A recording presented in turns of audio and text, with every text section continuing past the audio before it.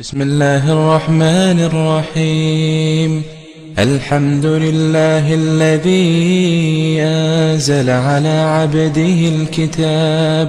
ولم يجعل له عوجا قيما لينذر بأسا شديدا من لدنه ويبشر المؤمنين الذين يعملون الصالحات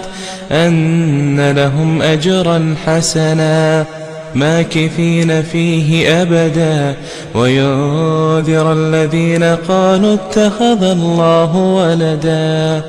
ما لهم به من علم ولا لآبائهم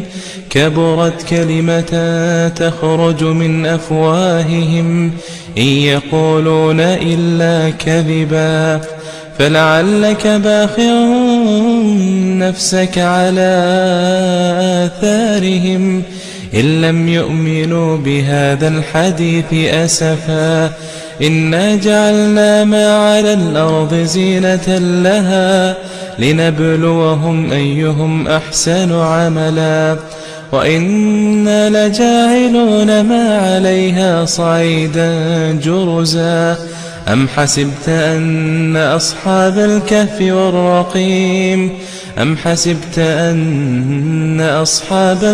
والرقيم كانوا من آياتنا عجبا إذ أوى الفتية إلى الكهف فقالوا ربنا آتنا من لدنك رحمة وهيئ لنا من أمرنا رشدا.